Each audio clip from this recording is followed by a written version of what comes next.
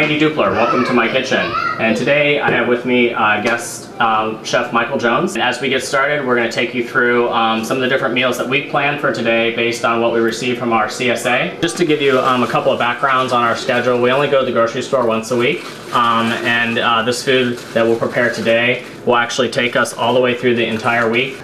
Hi again, I'm Michael Jones. I'm the Executive Director of Local Matters, and I'm really excited to be in Randy Dupler's kitchen this afternoon, cooking along with him. I think what Randy's doing is, boy, it's like, you know, best practices times 10 in terms of the kinds of things that Local Matters encourages people in our community to do.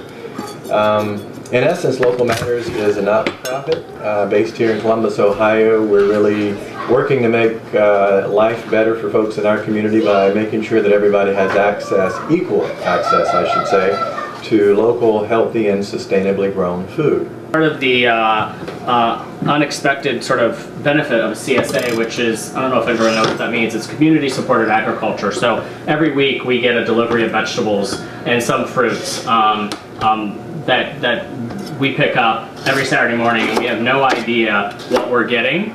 And so that actually adds an element of creativity and surprise to me on a weekly basis because I don't know what I'm getting. So this week we have a slew of peppers.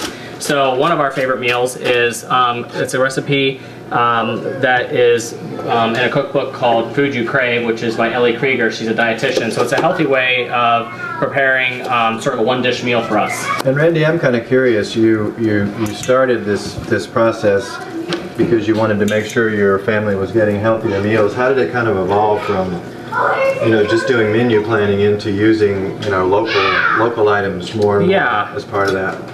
Well, it did start just really doing menu planning because we were so busy, and that 5 o'clock phone call home saying, or even actually I wish it was 5 o'clock, more like 6 or 7 o'clock on the way home from work. What are we eating for dinner? Our children had already eaten because they eat early. They eat between 5 and 5:30 every night, and so it just got to be sort of an extra level of stress.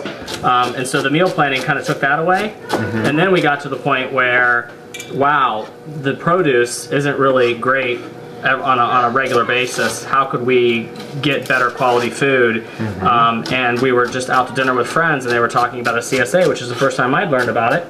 These are the spaghetti squashes that we'd started about 40 minutes ago, and actually they're in great shape. We're going to pull these out, let these cool down. When we actually turn these over, we're going to scrape these out with a fork once they cool, and they will literally look like spaghetti, but it'll be a vegetable versus a pasta for our kids to eat as a side dish. So turned out great from the CSA. So out of the farm, probably 2 days ago or a day ago, into the oven, and here we are having you know, less than 4-day-old squashes will be served all week here. We haven't talked about it yet, but we are really excited about our first and to-be annual Local Foods Week. It starts on the Saturday the 3rd of October, goes through Friday the 9th of October, and we're really excited about this theme that we're kind of working around. We're talking about things being localicious, so it's this great combination of local and delicious, because, you know, we've talked a lot today about food being local, a lot about food being healthy. We haven't talked so much about food being delicious, and frankly, at the end of the day, you know, local food really tastes better.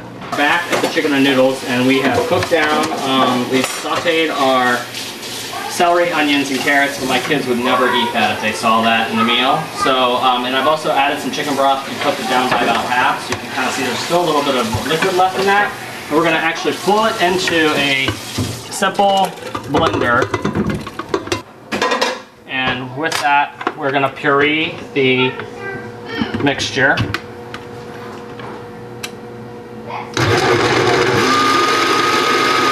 What we're going to do review is kind of review our menu that we planned. Again, remember when we started the week, we got peppers at the CSA, we got fresh, this is a lettuce blend as well, we received new potatoes, as well as spaghetti squash, eggplant, and we have these really beautiful tomatoes that we ended up making kind of an heirloom caprese salad with.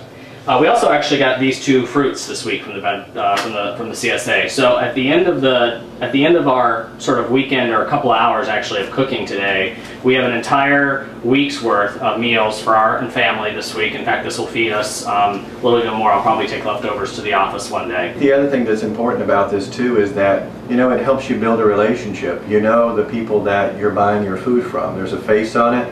You have a relationship going. You don't have that same relationship when you go in the grocery store and you just start picking things up.